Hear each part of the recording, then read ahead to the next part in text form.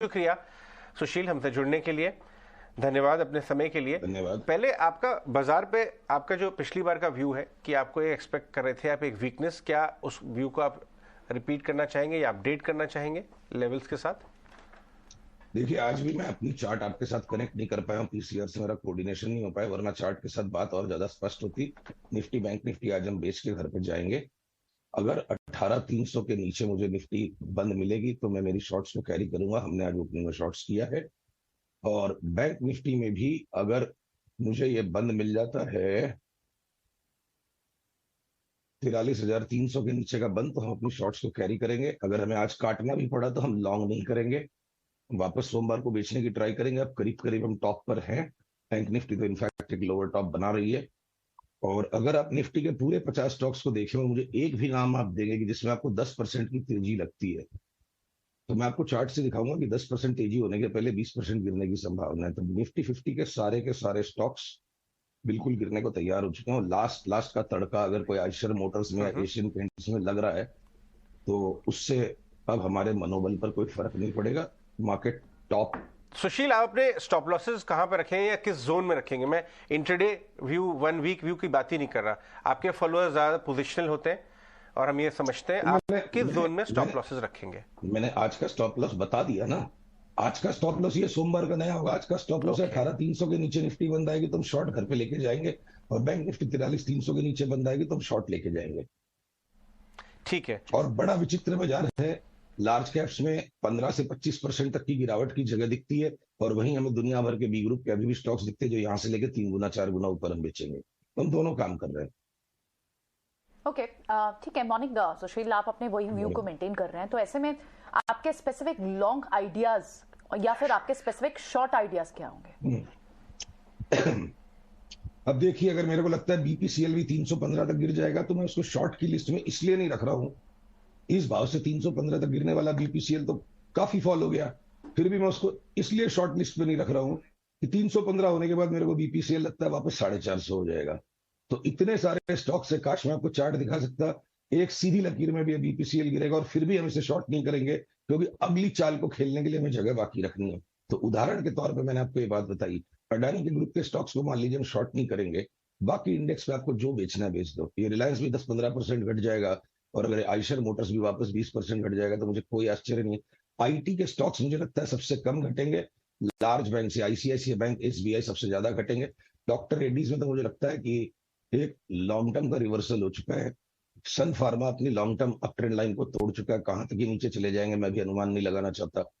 आप अगर डीवीज लैब की बात करो, 5200 से हम लगातार 2200 के कॉल को मेंटेन कर रहे हैं, बीच बीच में time to time take profit. और मुझे लगता है आखिरी फॉल इसका 3200 से 2200 का शुरू हो गया है। तो 25-30% गिर जाने वाले बहुत सारे छोटे स्टॉक्स भी है इंडेक्स के अंदर ही, और इंडेक्स के बाहर एफएनओ में तो दुनिया भर के स्टॉक्स हैं।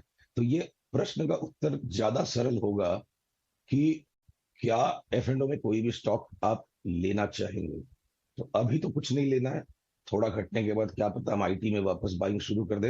अरे आपका बजाज ऑटो 30% गिर जाएगा, बजाज फिनसर्व, बजाज फाइनेंस कहां तक गिर जाएंगे। मैं नीचे का लेवल अभी बनाना नहीं चाहता। देखते हैं 16,200 पे निफ्टी रुकती है या 15,200 पे रुकती है, और इसको टुकड़े टुकड़े में खेलना पड़ेगा। अगर आज स्टॉप लॉस लग जाए तो फिर दोबारा सोमवार को सौदा बनाएंगे। बट एक ग्रुप में जो जी में आए बेच दीजिए, आईटी को छोड़ के। सुशील, आप जो बात बोल रहे हैं वो काफ़ी गंभीर है और काफ़ी महत्वपूर्ण बात भी है। इस चलते हुए मार्केट के अंदर इस तरह का करेज रख के बोलना कि देखिए 16,000 भी आ सकते हैं निफ्टी, बहुत बड़ी बात है। अब आप मेरे को ये बता सकते हैं कि सर मिड कैप भी फिर तो धराशायी हो जाएंगे। अगर बड़े शेयरों को टूटना है, फिर एक काम करें तो जिनके पोर्टफोलियोज में जहां जहां भी अच्छे अच्छे प्रॉफिट्स पड़े हैं, आपकी बात को ध्यान में रखते हुए कुछ कुछ बुक कर लेते हैं, तो ट्रेलिंग स्टॉप लॉस लगा देते हैं। फिर ट्रेलिंग स्टॉप लॉस तो खैर हमेशा लगाना चाहिए, पर ये अजम्पशंस जो है ना, ऑल ऑफ अस, हम सबकी समस्या जीवन में भी और बाजार में भी, दोनों में, ये नहीं है कि हम में से कोई भी बुद्धिमान कम है। समस्या ये है कि हम बुद्धि को जितना लगाने की जरूरत है उससे ज्यादा लगा बैठते हैं। ये एक मानवीय विडंबना है। तो हम सब जरूरत से ज्यादा इंटेलिजेंट हैं। और दुनिया भर के स्टॉक्स ऐसे में लगातार आपको 3 सप्ताह से बोल रहा हूं। तो आज भी अगर मैं आपको दिखा पाता, मेरे को लगता है निफ्टी 15% करेक्शन होगी, और अगर टीम लीज को 2,000 वाले को 6,000 का भाव बनाना अगले 1 साल में, तो मैं टीम लीज में 10% की फ्लक्चुएशन की परवाह नहीं करूंगा जब मेरे को वहां 200-300% कमाने दिखता है। और अगर टीम लीज में आज ब्रेकआउट आ रहा है तो भले निफ्टी गिरेगी, मैं तो टीम लीज लूंगा, मैं डिशमन कार्बोजेनिक्स लूंगा। सारे स्टॉक्स एक साथ घटेंगे। मैंने पूरी भगवत गीता पढ़ ली, कहीं में लिखा हुआ है हर स्टॉक की अलग अलग साइकिल है, हर सेक्टर की अलग अलग साइकिल है। बहुत सारे बी ग्रुप के स्टॉक्स देखिए, जब ये निफ्टी लगातार ऊपर मेंटेन होती गई, लोगों ने उस वक्त भी यही एक्स्ट्रा इंटेलिजेंस लगाया होगा कि निफ्टी तो ऊपर है, हम पोर्टफोलियो नहीं बेचेंगे। बी ग्रुप्स के कितने स्टॉक ऐसे हैं जिनकी 14,000 निफ्टी के बराबर की दुर्गत हो चुकी, अब वापस सेम गलती करेंगे, अरे निफ्टी तो घटेगी, हमको बी ग्रुप के शेयर्स नहीं लेने हैं। तो जो गलती पहले की वो वापस होगी। इन्वेस्टमेंट अलग है, ट्रेडिंग अलग है। इन्वेस्टमेंट के सौदे में जहां मुझे 200-300% कमाने का मौका मिल रहा है, वहां 10% महत्व नहीं रखता है क्योंकि लीवरेज नहीं है, और ट्रेडिंग में 1-1% महत्व रखता है। तो हम दोनों टाइम फ्रेम्स को अगर मिक्स नहीं करेंगे तो शायद बेहतर होगा। और किसको पता है निफ्टी का कॉल राइट हो जाएगा। अगर मेरे पास बी ग्रुप का हाई बीटा पोर्टफोलियो जिसमें मुझे सस्टेन्ड अपसाइड बीटा दिखता है, उसके सामने मैं निफ्टी बैंक निफ्टी शॉर्ट करता हूं, अगर मैं बैंक निफ्टी में रॉन्ग भी हो जाऊंगा तो वहां 5% लगेगा, उधर दूसरा पोर्टफोलियो 30% कमा लेगा। तो हम काफी सिलेक्टेड हैंडपिक्ड स्टॉक्स का पोर्टफोलियो एक्यूमुलेट करते गए, चाहे वो बिरला सॉफ्ट हो, बायोकॉन हो, अब हमने उसमें टीम लीज भी ऐड कर दिया, डिशमन कार्बोजेनिक्स, और ऐसे स्टॉक्स में आपको लगातार पिछले 2 महीने से कहते जा रहा हूँ। तो हम उन स्टॉक्स को छोड़ेंगे नहीं जब तक उनके ट्रेलिंग स्टॉप्स लगेंगे नहीं। कैश में कंटिन्यूसली फुल्ली इन्वेस्टेड, और इंडेक्स हेवीवेट स्टॉक्स में हम अगले 1-1.5 महीने के लिए 10-15% नीचे का कमाने की कोशिश करेंगे।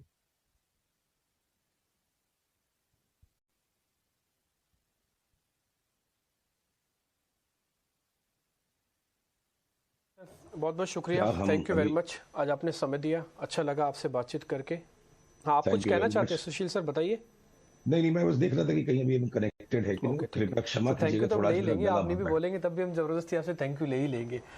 थोड़ा माफ कर दीजिएगा, गला ज्यादा बैठा हुआ है। आप अपने गले का भी ध्यान रखिए सर, आपका गला खराब है। आज सैटरडे संडे आप गार्गल वगैरह कीजिए आराम से, मंडे आपसे वापस एक बार फोन करके पता कर लेंगे आपके गले का कैसी तबीयत है आपकी। बहुत बहुत शुक्रिया sir, thank you very much. अच्छा लगा आपसे बातचीत करके। आपकी टाई भी काफी अच्छी जम रही है आज, तो लाल होने वाला है सब कुछ। तो इसीलिए लाल टाई पहन रखी है। हम तीनों ने लाल टाई पहन रखी है। देखिए कंसेंसस व्यू है, तो बिल्कुल ब्रह्मा विष्णु महेश मिल गए, हो गया। चलिए, बहुत बहुत शुक्रिया।